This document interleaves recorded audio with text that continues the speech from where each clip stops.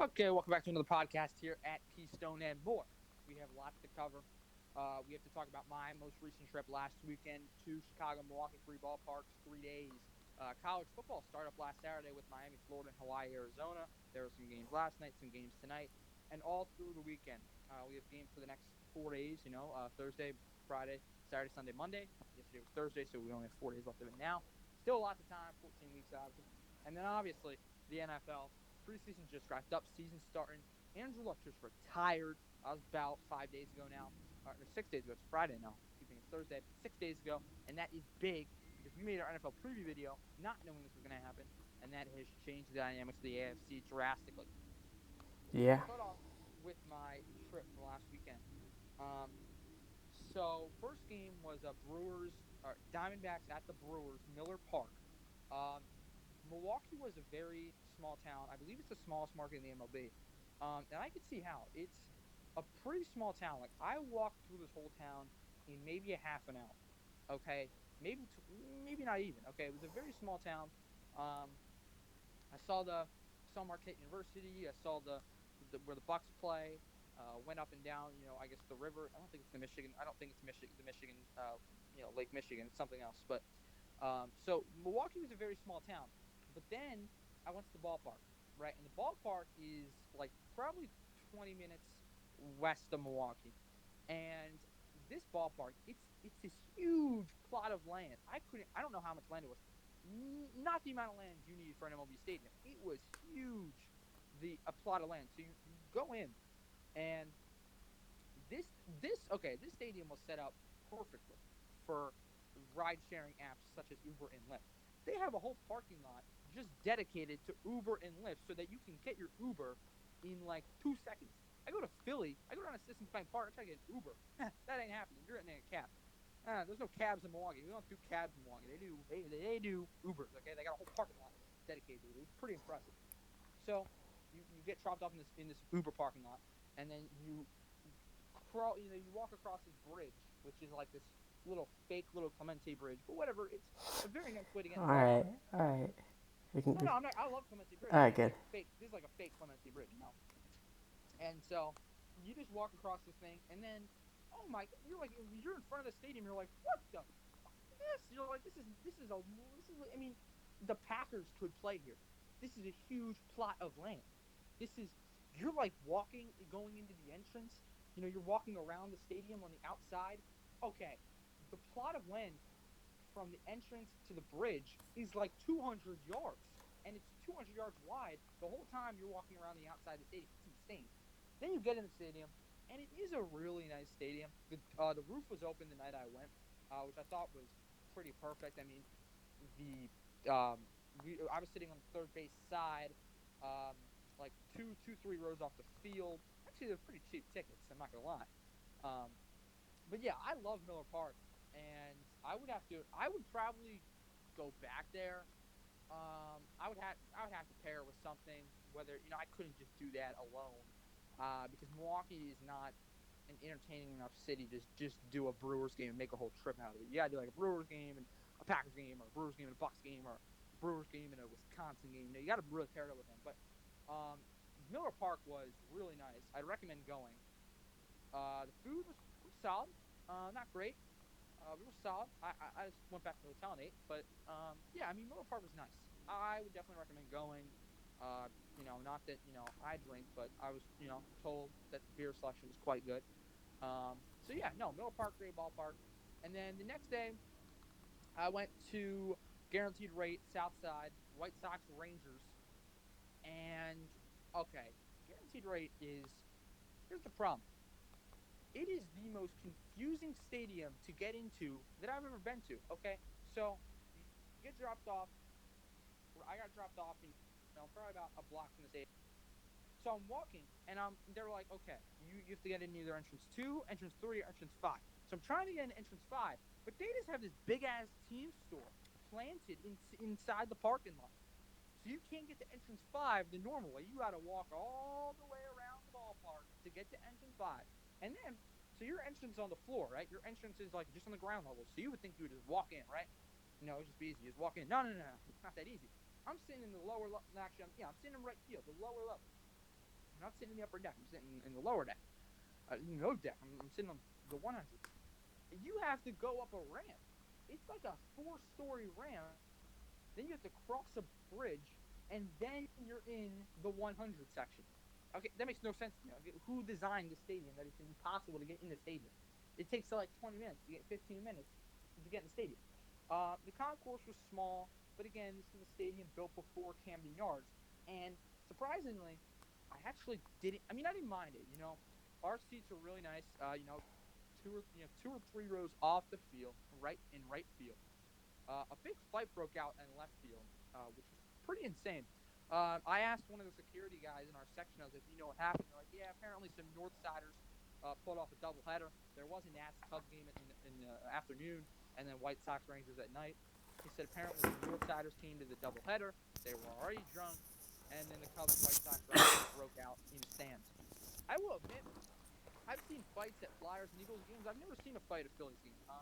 So this was a new experience for me. I've always thought of baseball as like kind of the most family-friendly sport. It's not as loud. It's relaxing. So I don't know. I always thought I thought basketball, like going to a Sixers game. Okay, I couldn't imagine taking my kid to a Sixers game. It's fucking insane how loud it is in this building. It's like, oh my god. Eagles game, hell no. No, I wouldn't do that. And the Flyers game tickets are expensive as hell. And also, I don't know. I've seen a lot of fights break out in like the club section. Fights are breaking out. So, I mean, but I've never seen that at Phillies games, and this was the first time. I was like, oh, that didn't happen at baseball games. But yeah, stadium was nice. Concourse was small. I probably wouldn't go back unless I lived in Chicago. If I lived in Chicago, I'd go back all the time because tickets are dirt cheap. Okay, so I'd go back all the time if I lived there. But I wouldn't go back out of my way. And then Sunday afternoon, I go to the historic Wrigley Field. This stadium is planted in not downtown Chicago. It's about 15 minutes north of downtown, but it's still in the city. It still has that very city environment. And Citizens Bank Park, for anybody that's been there, it's not in the city. It's not even in a city-like environment. It's in the state. It's in a complex with the other two stadiums. So it's kind of its own thing. It's mostly parking lots and Xfinity lots. But I will admit, Wrigley Field is an amazing experience. It's the outside reminds you of Fenway, but when you go in, it is so much better than Fenway. So much better. I do not like Fenway. I find it to be just way too beat up. Not enough renovation to do it. Wrigley Field has been renovated. You can tell. The concourses are quite large. There's a lot of concession stands. There is a lot of bathrooms. Actually not that many, but there's a decent amount of bathrooms. There is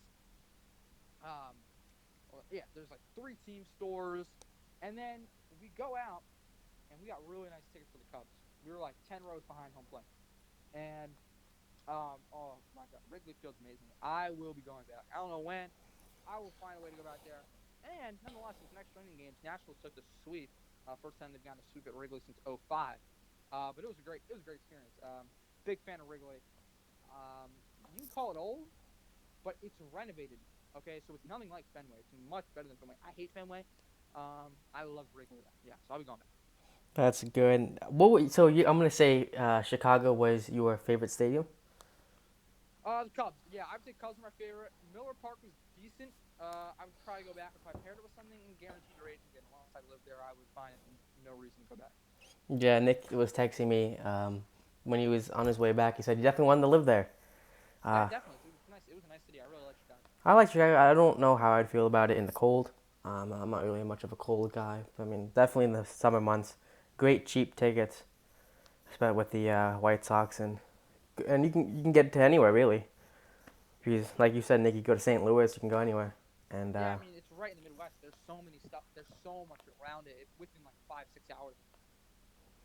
yeah, and that's not very bad. I want to go talk about now, just the division. While we're staying in baseball, this is the division leaders and the possible because the playoffs are coming in about a month or so, and this is where it's do or die for a lot of these teams.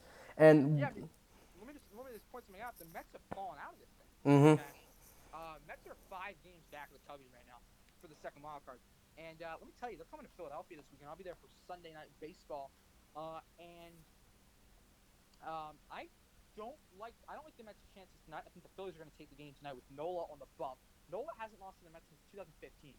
Okay, so he's won every game against them since then. I believe that's 5 or 6 starts. Okay, so it's one of his last 5 or 6 against the Mets, and he's been hot recently. He's their ace. He got bumped up on Sunday in Miami, but guess what? He only allowed 3 runs in 7 innings. For most, that's good. They didn't have the offense last Sunday. Saturday is Vargas versus Mets. It's a pretty even pitching matchup this year. I would, again, home team, better offense. You'd give that edge to the Phillies. I'm going to Sunday Night Baseball. Mets should take that one. You have Stroman on the mound. You're facing a terrible Zach Eflin. They should take that one. But the Phillies should win 2 out of 3 versus the Mets. Again, the Cubs are they're hot right now. The Cubs are really hot. So the Phillies are really the only other team. It's going to come down to the Cubs and the Phillies and the Cardinals, that second wild card, depending on who loses the division. Because right now, Cubs and the Cardinals it's only a game and a half between them.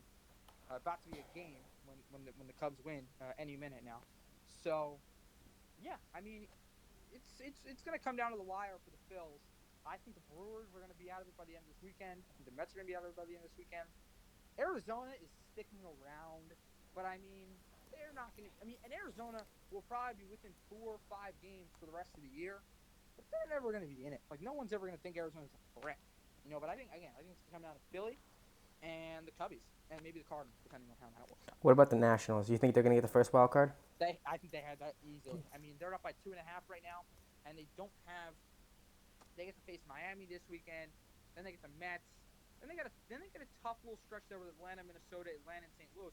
But they've proven in the past they can beat good teams. They swept the Cubbies last weekend. They took 2 out of 3 from the Brewers earlier this month. You look in the past. I mean, they had a rough time with the Dodgers, but who doesn't? I don't know. I think the Nationals are hot, and they do have a tough September. But they get to face the Marlins 6 more times. They get the Braves 3 times. I mean, that's it. Or not Braves, the Mets. So that's 9 wins right there. 9 wins puts you at 83. I think they're going to get into it 90 though. I think the Nats end it with 90. I think the second wild card is 87, 88. Yeah, and just like the AL, the NL, the AL also is very tough, and people are looking at who's going to be the top dog, who's going to get the home field advantage for the AL, and I've been watching the AL a lot with me being in Houston, and it's coming down to the wire between right now the Yanks and the Houston. Houston's only back between the first spot in the AL by only 1 game. The Yanks clear it, and if I'm going to be honest with you, I think Houston's going to overtake the Yankees. I'm not as scared as I was in the beginning of the year with this Yankees team. Yes, they're still dirty, but I don't feel like they're going to be enough to win. Not just because Houston has Zach Greinke now. In the month of July, every starting pitcher for the Yankees had a 4.5 ERA or higher. That's something that I'm not like as a hitter, I wouldn't be worried about.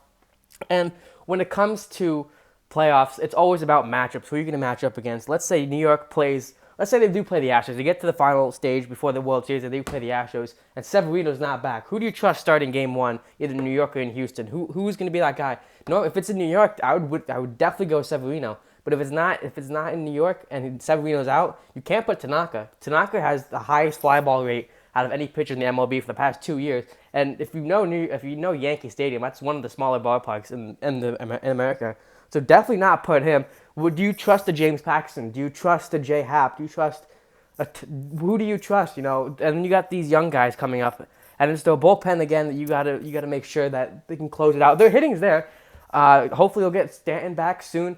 I'm just worried with the Yankees, and now Houston has all the momentum. Now you have Zach Greinke. You have a pretty dirty 5-person rotation. Verlander, Cole, 2 AL Cy Young candidates right there. You have Wade Miley coming from the Brewers. You have Anibal Sanchez, and you have Zach Greinke. Those 5 guys can easily go far into the postseason. Their hitting's getting back. They're finally getting healthy. As me being in Houston, this city has regenerated.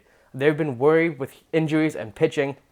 And the bullpen hasn't been there this whole season. Now this coming playoff time, now they're starting to play better baseball. This city has been so electric for the playoffs, and I wouldn't be surprised if they do go far and maybe repeat themselves as the AL champions.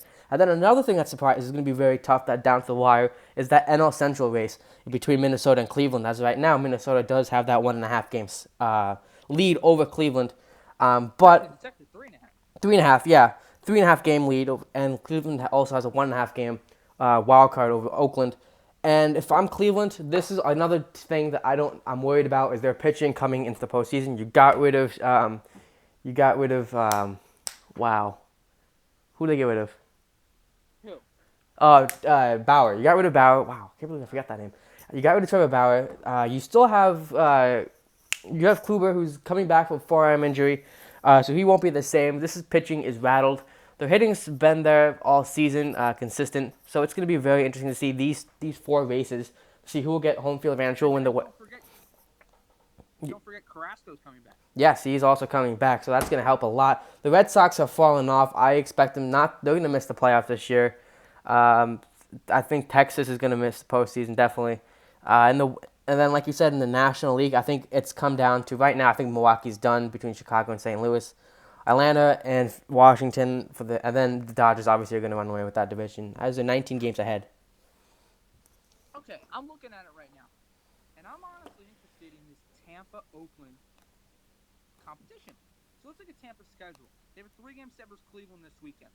But then they get 7 straight versus Baltimore and Toronto. Wait, sorry. Let me refigure that. They get 13 straight versus non-playoff teams. Baltimore, Toronto, Texas, LA. They have a 2-game set with the Dodgers. They have 4 games versus the Red Sox, 2 games versus the Yankees, and 3 games versus the Blue Jays. That's a very easy schedule, in my opinion, besides maybe 4 or 5 of the games. Okay? So the Rays should only lose about 6, 7, maybe 8 games, right? And then we look over at Oakland's schedule. They have a 3-game set versus the Yankees, but then they get the Angels and they get the Tigers. That's easy. But then you get a 4-game set versus Houston, and then the rest of the schedule is super easy. So neither one of these teams has challenging schedules. Okay? The A's have 3 games versus the Yankees and 4 games versus the Astros, and the Rays have 3 games. The Rays have 3 games versus Cleveland and 2 games versus the Yankees and 2 games versus the Dodgers. So they have 7 tough games, and the A's have 7 tough games. So in my opinion, I don't know who's going to win this race. Right now, A's are only up by a game, but I don't know. I'm very excited to look at that down the stretch. Yeah, and I'm just looking also at the Yankees, who they have. I mean, Severino's back up. He's upbeat after his second simulated game. He could come back to postseason play. He threw his second simulated game. He's hopefully going to be throwing, going down to the minor leagues for some assignments. Obviously, I don't want to take him too high, but let's look at their schedules. I'm going to start off with New York. Like you said, they got the A's for a couple more games. Come September now, you get the A's, you get the Rangers, you get the Red Sox, you get the Tigers, you get the Blue Jays. So it's mostly postseason, not postseason play. It's mostly non-playoff teams. And same thing with Houston. Houston, aside from that arguably tough Brewers series in the 2-game Brewers series, you're playing all division teams except the Royals, and again that's an easy win because you play the Angels, you play the Mariners again, you play the Rangers. So this is going to be who can last longer against their division teams, and who's gonna drop off, and this is going to show what teams are going to be championship teams come the end of it. This is why I don't like the AL though. Like, why is it in the AL that let me just make sure I'm doing this right. There is only like 6 good teams. Everybody else is terrible. It's like a guaranteed series win with everybody else. In the NL, in my opinion, you have 1, 2, 3, 4, 5, 6, 7, 8, arguably 9 tough outs. 9. Okay, that's the majority. In the AL, you only have 6, and most of them don't even play each other this month. By the way, I don't like that. That's why I don't really watch the AL as much, because there's not as much competition. I feel like it's pretty set in stone right now. Besides, of course, Oakland and Tampa for the last wild card, and New York and Houston for home field advantage, it's pretty set in stone. The NL, I have a division race with the Cubbies and the Cardinals. I have the Dodgers are going to get that home field advantage, but still, the Braves are fun to watch. Okay, Philly's fighting with the Cubbies for the second wild card. Milwaukee could get in there. Arizona could get in there. The Mets could sneak in there. Nationals are only holding on to their lead by what's about to be 2 games. Okay, stuff is getting interesting in the National League, and I feel like the AL is so boring. Like, I feel like I already know who's in the playoffs. I don't know what's going to happen in the NL. I'm very interested in the NL, not as much in the AL. I think I think you do have a point for division races. I think if you're looking at division races for the AL, you should know that yes, it's going to be tough to see who wins the division and all. Arguably from the West, everything else, Central and the East, you don't know who's going to win that division. But in the AL, yes, we don't know. We already know who's going to win the East. We already know who's most likely going to win the Central. I still say Cleveland's going to win it, and we know who's going to win the West. Whoa! You think Cleveland's gonna win the Central? I don't like Minnesota. I don't. I'm just saying. I like Minnesota. Minnesota's up by 3.5 right now. Yep. And if we look at Minnesota's schedule, they get to play the Tigers this weekend. Then they get the Tigers for 4 games. They get the Tigers for 4 games. Then they get Boston. It's not that tough. It's on the road, so it's a bit tougher. But they still get to play Cleveland 6 times. Those should be must-watch TV all time. And how neither one of them is Sunday Night Baseball yet shocks me. One of them better be Sunday Night Baseball. But then they get the White Sox. Their last 3, 7, 10, their last 13 games are all wins in my opinion. Just book them now. Mm-hmm. Chicago, Kansas City, Detroit, Kansas City. I don't know how you like the Twins. I like the Twins. If we look at Cleveland's schedule, You get the Rays, you get the White Sox again, you get the Twins again, you get the Angels. You also got other teams. Cleveland's got a much tougher schedule down the stretch. You got Philly for 2. You get the White Sox. You get the Nationals. They get Philly for 3 and Washington for 3 on the road to end the season. Okay, here's the thing. They have, in the month of September, the Indians have 3, 6, 9, 12 tough outs. You know how many the Twins have? 6. Only against the Indians. Every other game, maybe and the Nationals. So they have 9. The Twins have 9 tough outs. Cleveland has 12 tough outs, and Minnesota is already up by 3.5. Mm-hmm. I mean, if you're Minnesota, I don't know how Minnesota loses this division right now. They have it. In my opinion, they have it. They get to play Detroit this weekend, and Cleveland has to play one of the better teams in the American League in Tampa Bay, one of the 6 good teams. Yeah. So to the point, what I was making is that you have, we know who's going to win, most likely the divisions. But what we don't know, and this is deeper for the AL, is we don't know who's going to take home field advantage. We don't know who's going to get the 2 or the 3. That's what I'm interested in to see who's going to get. Is it going to be? Are you going to have to go through the Bronx? You're going to have to go through Houston to get to the World Series. Because I don't think. In my opinion, it'd be easier to go to the Bronx, not I because will. of the competition, but because first off, the pitching for the Yankees is terrible, which means if you have good bats, you should be getting at least 7 runs a game. Because that ballpark might as well be a Little League stadium. The dimensions of that stadium are terrible for pitchers, and the Yankees have no pitchers. So in my opinion, it'd be easier to go to the Yankees than it would be to go to Houston. Houston is good pitching, and they're probably the best lineup in the league. That lineup's scary. They have good pitching. I would want to go to the Bronx. Oh, I definitely would too. And they're hurt. We don't know if Severino does come back the same because he's shown some signs of injury. I don't think he'll come back the same. He definitely won't have the velocity. He won't have the bite on his curveball or slider. So I don't think he'll be the same. And we have heard no news from Stanton. Gio Urshela went back on the DL. They got Luke Voigt back. So they're just a whole mess right now with the Yankees. They do have, the bullpen is getting better a little bit, not to the point where they can go deep into the game saying that, oh, I don't know, you start Masahiro Tanaka and he gives up 7 runs in the first inning, like he did in London. All right, so you take him out first or second inning. Who are you going to put? You can't put Chad Green to go the rest of the way. Like, that's just not going to work, especially if you play like Houston, a team that can hit, they can do the little things well. I don't like the Yankees going far in the World Series. If they stayed healthy, yes, they could be a very disgusting team. We've seen it. Yeah. I said they could be, if they're healthy, they could be a very disgusting team with their lineup, with everyone playing in form. If Stanton can hit the ball, because then you got Judge, Stanton, Sanchez, Voit, Didi, these guys can hit. They need to fix their pitching. And it starts with Severino coming back, and then you need to get, you got to get Chapman healthy, because yes, he is pitching right now, but he's not as healthy as he was. And you need to get Betances full 100% come October. Here's the thing: even in a year where we are breaking home run and offensive records, by a team, by a league and team sense, not an individual sense.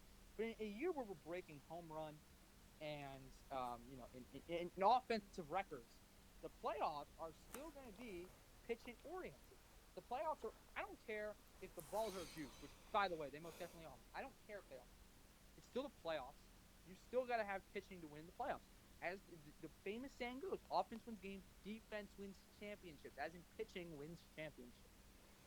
Yeah, I do agree with that. I'm just looking at the pitching stats. Who has the lowest ERA? Cleveland has surprisingly the lowest ERA, team ERA, as a pitching Cleveland's stats. good, and Mike Clevenger is one of the best pitchers in the second half this year. Oh, I do agree. And like I said, like who? Okay, so and I like to go like you said, Nick, with pitchers. Who matchups for me are everything that will decide if you're gonna win the game, if you're gonna lose the game. And there's no one in the Astros lineup that I could put out there come Game 7 that I wouldn't be worried about. Maybe Sanchez I'd be a little worried about, but I have full confidence in every single one of those Astros pitchers. I'm confident with Cole. I'm confident with Verlander. Obviously, they're great. And then you still have Wade Miley, who's good. You have Greinke, who's good. Anibal Sanchez is a guy that you could put maybe game tie 2-2 if you're up in the series 2-1, 2-0. Maybe if it's a loss, maybe it's not that bad. But it's their hitting, and he doesn't give up enough runs for that the hitting can't produce. Like he can give up what 4 or 5 runs, but their offense can score 8, 9 runs a game, so that's still not that bad. And also in the playoffs, you don't need a five. You don't need a five-starter rotation. You only need four guys in the playoffs. Mm-hmm. So you can Sanchez really can just be a bullpen piece that you could use for 2 or 3 innings if you need an inning eater in the bullpen. Right now, look at that: Garrett Cole, Justin Verlander, and Zach Greinke. I mean, honestly, I would roll with a 3-man rotation in the playoffs because there's no way in hell that anybody's going to beat that rotation: Garrett Cole, Justin Verlander, and Zach Greinke. And if you need Wayne Miley because one of those 3 guys is a little tired, a little fatigued, then throw Wayne Miley in there. I don't Mm-hmm. care. But I'm just saying, if I was Houston, I consider rolling with a 3-man rotation of Cole, Verlander, and Greinke. Definitely in the first round. Let's not forget, first round is best of 5, right? Let's say you play Oakland, right? Let's say you play Oakland, Houston. Oakland wins the wild card. You go to Houston because Houston's the first place. You saying Minnesota's not even going to win a I'm wild not card? saying that. I'm not saying that either because you Why do you also hate on Minnesota so much, man? if Minnesota's playing in the wild card, they're probably going to win because they got Barrios and Oakland has nobody. Let's not forget that they started a reliever against the Yankees. So, anyways, let's say Oakland wins, right? Because that's easier. You start those 3 guys, that's a sweep, no doubt. Greinke, Cole, and Verlander. That's a sweep in anyone's books. So that's a 3-man rotation. If someone messes up, just put in Sanchez, just put in Wade Miley. Agree. No, I totally agree. Yeah, again, I think that's.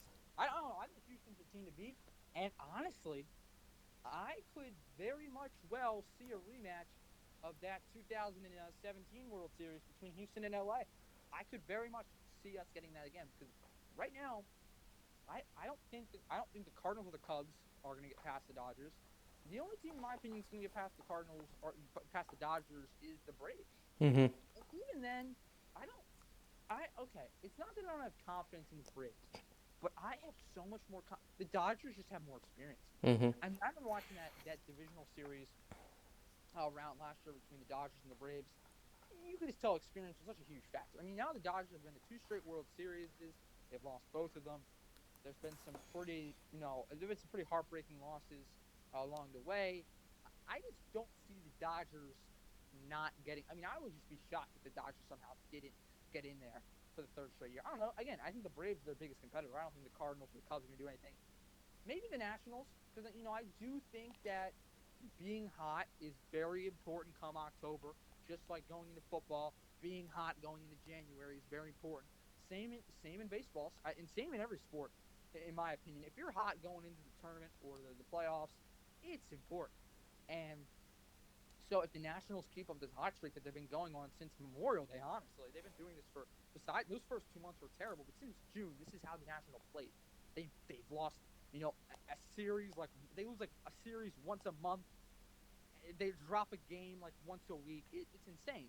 If they keep them on that streak, then I think the Nationals and the Braves could be tough outs for the Dodgers. And again, I don't know. I just don't. I'm not confident either of the Central teams. I'm not even confident Philly getting past the wild card if they even make it. So yeah, I mean, I would say Washington and Atlanta are the biggest competitors, but the Dodgers should win. The Dodgers should easily get past the National League. And I'm probably the only person that said it last year, and I said it at the beginning of this season. I didn't think the Dodgers should have made it to the World Series. I thought there were better teams that could have made it to the World Series. This year, I think the Dodgers are completely better than the 2 World Series teams that they had back when they went to the World Series. I think they're more experienced, like you said. I think the pitching's a lot better. Out of the 5 rotation guys, only one has a 3 ERA, and that's a 3.03 with Walker Buehler. All the other guys have under a 2 or under. And here's the thing: Walker Buehler playoffs. He's still amazing. Mm-hmm. Okay, the Dodgers are gonna roll a 5-man rotation probably in October because they can. Their rotation is sick. You have Hyun-Jin Ryu having a career. You're probably gonna win the Cy Young.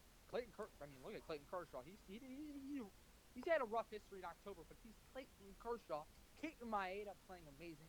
Again, Walker Buehler is definitely gonna get some starts. And I forget who's the other starter. Walker Buehler. You I have have Ryu. Buehler, Maeda, Hyun-Jin Ryu, and Kershaw. Yep. And then you have Caleb Ferguson. Oh yeah, Ferguson. Yeah. If anything, Caleb Ferguson would be the one not to start because Walker Buehler has experience in the playoffs. He was insane last year in the playoffs. That's where he made his name. Mm-hmm. But yeah, point is, Dodgers could easily roll a 5-man rotation, And while the Astros might be rolling a 3-man. yeah, and their offense is still one of arguably the best. You have Bellinger who's hitting the crap out of the ball. Chris Taylor's doing really well. You guys Russell Martin who's coming back after I thought he was dead. I thought he was an old man. I thought he's done. But he showed that he's still there. Max Muncy's hitting the crap out of the ball. Justin Turner's been pretty well. They got Jed Jerko from the Cardinals who's proven his point for the Dodgers. So this is a team that's going to be very tough to beat and it'll be very filthy tonight. This coming October. Yeah, so if you don't mind, I want to just take a quick little second, not much long, no longer than about 5-6 minutes, just to cover week 0 and week 1 of college football season. Oh yeah, we can talk a lot about that. Okay, good. So college football has started up. Um, Last week, Florida beat Miami in probably one of the worst tackling games I've ever seen in my life. There was absolutely no tackling. This whole Florida team that everybody's super high on, I think we all proved last week why you shouldn't have been so high on Florida. They're probably going to lose some. They're probably going to drop a little in the AP poll, depending on what happens with some of these other big teams. Last night, UCLA. Chip Kelly has proven over and over again he is no longer capable of being a head coach after the Oregon job. They lose yesterday 24-14. Clemson takes a very, very easy win over Georgia Tech. Minnesota just completely making the Big Ten making the Big Ten look bad, only winning by 7, not even covering versus an FCS team. And then Utah taking what looked like was going to be what was a great game in the first half, turned into somewhat of a blowout in the second half. Tonight, though, we do get some good games. We get Tulsa, we get Michigan State, who's ranked. They get Tulsa. Michigan State has proven in the past they're not very good on opening night, especially at home. Wisconsin going down to Tampa to take on USF. Again, Wisconsin is ranked. Colorado State, Colorado. It's a rivalry game. It's a big deal. But then tomorrow is like the real kickoff, really. Fox is hyping up this Ohio State Florida Atlantic game like it's the fucking Michigan Ohio State, and Ohio State's going to win by like 28 points. So really, in the 12 o'clock hour, I'd probably recommend watching Boise State, Florida State. Florida State's really fallen off a cliff these last few years. Boise State, though, has always been one of the top majors in the group of 5. So I always watch out for Boise State.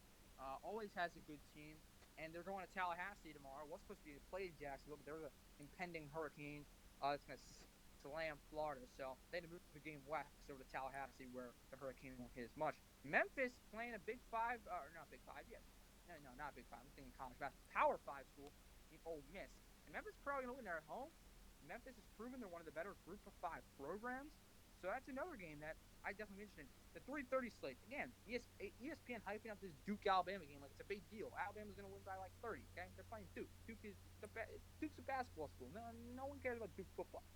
Daniel Jones is picking the top 10. It's like, dude, you played at Duke. People don't appreciate Duke. People don't care about Duke. Northwestern Stanford is a game I would recommend watching at 4 o'clock. Northwestern had got votes for the AP poll, the opening poll. Stanford's favored by 6 at home. They're number 25 in the country. Northwestern received votes. I think they were 26 or 27, actually. Northwestern Stanford should be a great game. Right now, the line is huge. It has Stanford as a 6-point favorite. I would not take that bet at all. I would take Northwestern plus 6. That should be a great game, 4 o'clock.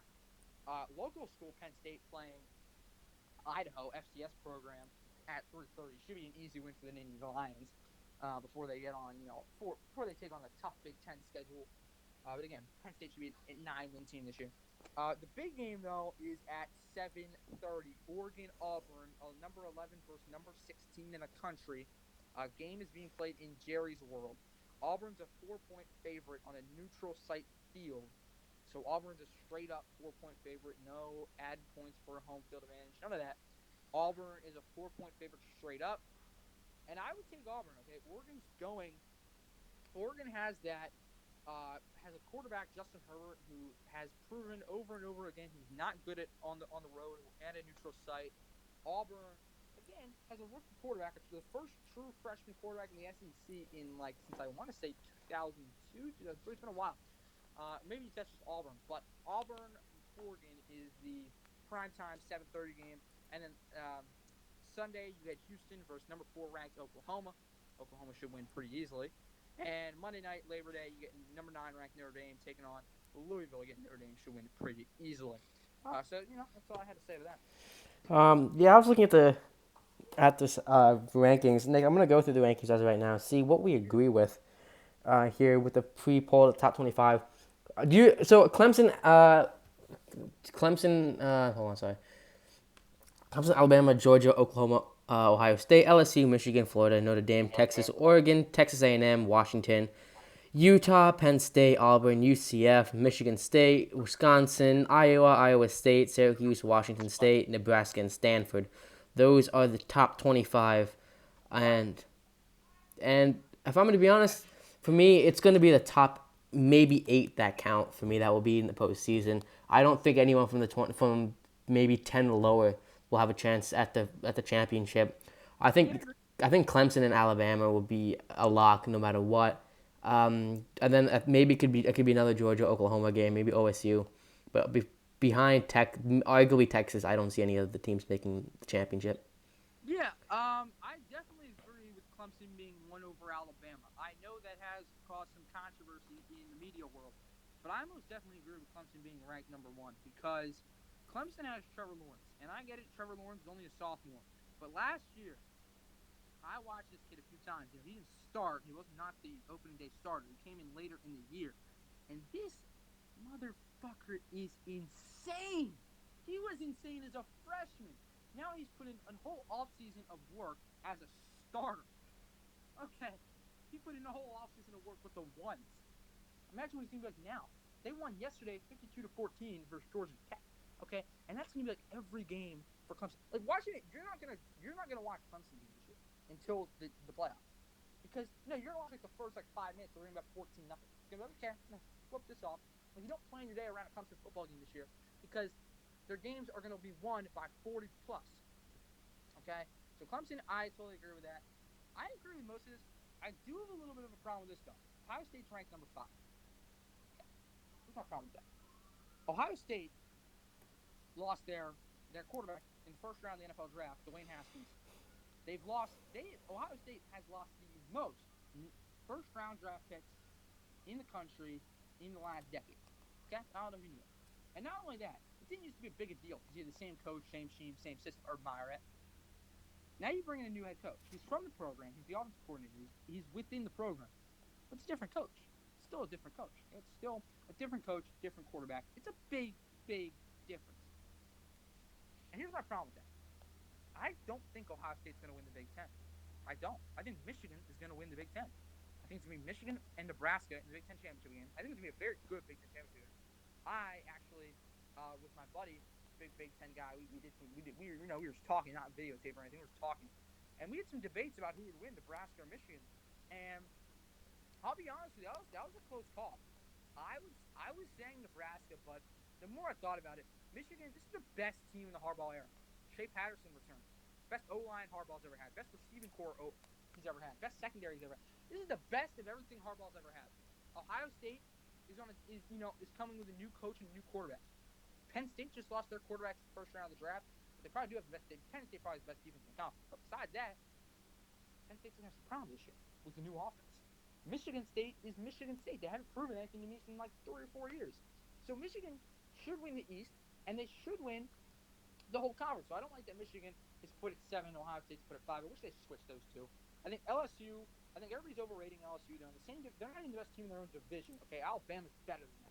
So not only are they not the best team in their own conference. By the way, they're like the fourth best team in their own conference, but they're not even the best team in their own division. Okay, so I don't like LSU. I don't like why everybody's talking about LSU. LSU's not. They're nothing. Okay, or whatever.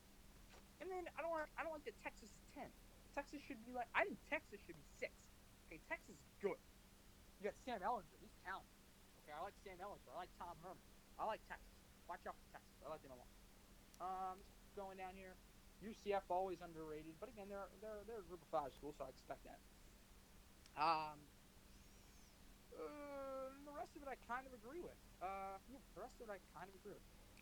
I mean, I've been looking a lot with Iowa State as me being an Iowa State fan. I am going to the Iowa State Baylor game. That'll be fun to watch in Waco. That's only like 4 hours away from where I am. But that's the great thing about living here in Texas. There's a lot of Texas teams in the Big 12, so we can easily see Iowa State games. I'm very curious. And I love being in this Big 12 country because I think this is one of the best conferences in sports. Well, no, actually no, in the NFL and in college basketball. I think everywhere else it sucks, but especially in college football, I think because you got Oklahoma, you got Texas, you got TTU. Sometimes you got Iowa State. These guys they're gonna be good. I think Iowa State's gonna make. They could win this Big 12. I think they got Brock Purdy back, who's now a sophomore. He had a Trevor Lawrence story where he didn't start the first game, and he didn't do as well as Trevor Lawrence. But there's also as why I think Clemson is pretty dirty, and you know why I've talked to you about this. Why Clemson is really dirty, but that's like Trevor Lawrence gets injured, right? Let's say he can't play for the rest of the season. They're not screwed because they got a guy named Tyson Pubichan who did go to my high school from Avon in Connecticut. He's filthy. He's 6'4", I think, and he's insane, tough to take down. So that's gonna be fun to watch if he ever plays. He did play yesterday. Against Georgia Tech. He didn't play quarterback. He got a couple of rushes. But this is going to be a very fun college football, I think, because it's going to be, yes, you got Alabama and you got Clemson, but it's going to be the race for the two. And it's not just like it's going to be Georgia and Oklahoma. I think there's a lot of teams that could make those 3 and 4. Yeah, I mean, here's the thing. Like, again, I like Texas from your Big 12. Again, I don't know. I'm not a big fan of your whole thing for Big 12 being one of the best conferences. I personally think they are probably the 3rd best conference. I think the SEC and the Big 10 are much better. But I do like the Big 12. I like watching those high-scoring Big 12 games. And here's what I will say. I think Texas could be a playoff team. If they'd have to go like almost undefeated, or they'd have to do really good. Okay? And Texas doesn't have the easiest schedule. We can all admit that. They have to play. They got LSU week 2. They got LSU. Okay, they got to play Oklahoma. They got to play Iowa State, who I think is pretty good. They got to play West Virginia, who's always good. Okay, so they don't have an easy schedule. They can play Oklahoma State, who's very high scoring. Because Texas doesn't have an easy schedule. But if they can especially if they can beat LSU, Texas could easily put themselves in the playoff conversation as the 3 or 4 seed. I mean, right now, I prefer Texas to Oklahoma. Okay, I think Texas, if you're putting a Big 12 team in the playoff, I think it's going to be Texas. Call me crazy. I think it's Clemson, Alabama, Michigan, Texas. That's my playoff. Yeah, I haven't looked at the playoffs yet. I'm not too sure who I'd put in. Obviously, Clemson, Alabama. I'm hesitant on Georgia, but I do like Texas. I really do. I could even make a poll for Michigan because, like you said, this is one of the better Michigan teams that we've seen under Harbaugh. But that was a quick college football. Let's move on to the NFL, Nick. The season's just over a week away. Big retirement too. Yeah, we're speaking of Trevor Lawrence, and Trevor Lawrence reminds me a lot of this one guy that retired. His name is Andrew Luck. You may not know him, he just retired. He wasn't like the best starter. It's not like he was like the best starter in his division, second best starter in his. No, he was like the second best quarterback in his conference. Not like he just made it 11-5 team, now going to go 6-10. Nothing like that. But no, seriously, the Andrew Luck retirement was huge for the Colts. It's huge. It just changed those seasons drastically. This team was going to win. It was going to run away with the AFC South, and now they're not. Now they might be in 4th place in that division, probably 3rd, but maybe 4th. That division's terrible now. Your team, the Texans, are probably going to win. Not your team, but your local team, the Houston Texans, will probably now win that division. Speaking of Houston Texans, we can cover the Andrew Luck story if you want, but also another thing I want to cover is the Jadeveon Clowney story. Big news down there. Big news up here because the Philadelphia Eagles are considering acquiring him. So point is, yeah, Jadeveon Clowney and Andrew Luck. So all the big storylines in NFL right now are happening in the AFC South. Yeah. Um, yeah. So if the Eagles are looking for him, I would, if as a football fan, if he goes to the Eagles, let's just play that out. How good that defense would be. Oh my God, that defense is sick. And there goes because if he wasn't gonna leave, right? Then Houston would I would say Houston wins this division because they're good enough. We've seen them good enough to win this division. They're just good enough not to play in the postseason. We've seen them get embarrassed by the Colts at home. We've seen them lose to many other teams at home during playoff time. They can't get out of the first round. And this is a team that, with Deshaun Watson, should be good. They don't have any wide receivers, and their defense, like you said in the earlier podcast, we haven't seen JJ and Jadeveon Clowney play in the same line or on the same time at the same time. So we don't know how potentially good this defense could have been or would be with those two playing. Another thing, okay, if you're the Texans, now that you don't have Andrew Luck in your division, you can't say to yourself that you should have two of the best pass rushers in football. See, if you're the Bears, you can say to yourself, hey, we need to spend a little bit more extra money on Khalil Mack because we got Aaron Rodgers under. Okay? But if you're the Houston Texans, you can't physically say to yourself, hey, yeah, we have Jadeveon Clowney and J.J. Watt because, Jacoby Brissett, Nick Foles, and Marcus Mariota are really scary. You can't say that, okay? You don't have – the Texans don't have the quarterbacks in their division to set – they have the best quarterback in the division. The other quarterbacks are terrible, in my opinion. So they can't feasibly say with the cap and everything that you need to have two really high-paid pass rushers because they're wasted. They'll be wasted because the Colts, Jags, and Titans don't have good quarterbacks. They're all in the lower tier quarterbacks in this league. So if you're the Texans, you have to get rid of Clowney, whether he goes to Miami, Seattle, Philly, or the Redskins. He needs to leave because you can't say to yourself that you need two of the best pass rushers when there's not a single quarterback in your division who they need a pass rusher. Yeah. And I'm gonna, like everyone's been saying, I'm gonna quickly move topics to a different division. Everyone's been saying the Browns are gonna win the division. I'm still standing by my prediction. I still think Pittsburgh is good enough to win this division. And we've seen Devin Bush play. He's not one of those overly hyped players. He's good in the NFL. We saw him for the first 3 weeks absolutely terrorizing some good offenses that they played. They played the Buccaneers. Obviously, that wasn't good, but they started Patrick Mahomes against the Steelers in week 2. Only scored 1 touchdown. Devin Bush had averaged at least 5 tackles a game.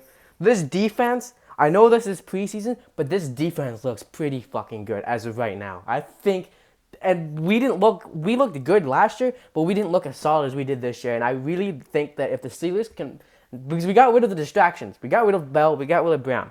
We have no distractions. If Ben can perform the way he has, this season is entirely up to the defense and up to Ben. If Ben plays the season, because he had the highest, he led the league in interceptions last year. Yet I think he had one of the most passing yards in the NFL. So if it's up to him, if he can return to his old Super Bowl winning shape, and if our defense can stay healthy, and if Devin Bush can do his job, I'm honestly thinking in a perfect world, this Steelers team could find itself back to the Super Bowl. I'm not saying it's easy. I'm saying everything would have to go right for the Steelers. In my opinion, the Steelers are the 4th best team in the AFC. Maybe the 5th, depending on how the Browns turn out. But right now, the Steelers are the 4th best team in the AFC. And yes, I did say the Browns are going to win the division because I do believe the Browns are going to win the division. But personally, I just believe the Browns are going to win the division. But I don't think they're more talented than the Steelers. I still think the Steelers are more talented. I think when it comes in the end of it, the Browns are going to win the division. But let's be honest. The Pats, the Chargers, and the Chiefs are all better than the Steelers. We know that. They are. I think that's pretty obvious. The AFC South is dog shit. Whoever wins that division is going to get raped in the wild card round. That's all I know. That's all I know. I'll tell you that right now. The line's going to be like 25 points. It's going to be ridiculous. It's going to be the highest playoff line of all time. Yeah. Steelers are going to be – if they win the division, I still don't really see them getting past the divisional round. I don't see them getting past the divisional round. Maybe they're in the they'll be in the wild card. They'll win that one game. They'll beat like the Texans, and they'll think they're the greatest thing ever. Like, yeah, we won by 21 versus the Texans. And then the next week they play the Chiefs and they lose by like 15. It's like, okay, see, this is why you're not the best team. You beat the Texans. Congratulations. So, yeah, I mean, I think the Steelers are good, but they're not a Super Bowl team in my opinion. They're not even a team that's going to make the AFC Championship game, in my opinion. I think they're going to lose in the divisional round, and I don't even think it's going to be that close. Okay. Now I agree with you saying arguably the Patriots. We'll find out week one that are better than us. I think the Patriots are slowly falling apart, but I could still say for this year the Patriots will be better than the Steelers, and I definitely agree that the Chiefs are going to be better than the Steelers. I'm very hesitant to say the Chargers are going to be better than the Steelers because we owned the Chargers last year. That's a Last year, this year. I know we should have beaten the Chargers last year, and I'm saying this because we had 5 to 6 minutes. That was the only game I was allowed to watch because it was a school night on Sunday Night Football. There was a 5 to 6 minute window that the Steelers defense looked like they were playing a pee-wee football team, right? And that cost them the whole game as they lost 33-30. I think that changes with Devin Bush. I think now we have a full team. We're healthy. We know what we want, and I think this defense won't have that 5 to 6 minute collapse because we had that in almost every single game of the year, right? We had that against New England. And that almost cost us the game. We obviously had it against the Chargers. We went 0-4 in the AFC West because we couldn't play defense in the last 5 to 6 minutes in the fourth quarter. I don't think that's going to happen this year. I really don't think.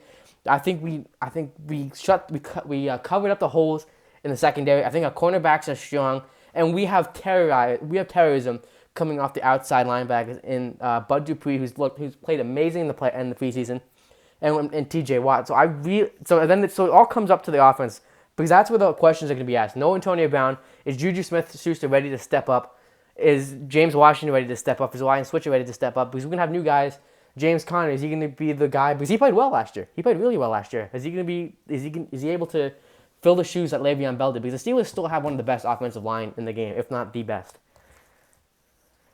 Sounds very good. I believe that is going to wrap up this version of this episode of the Keystone and More podcast. Much more to come, though, as we do finally enter the NFL and college football season. MLB is wrapping up, and I mean, NHL and NBA will be here before you know it. So that will wrap up this episode of Keystone and More's podcast. See you all next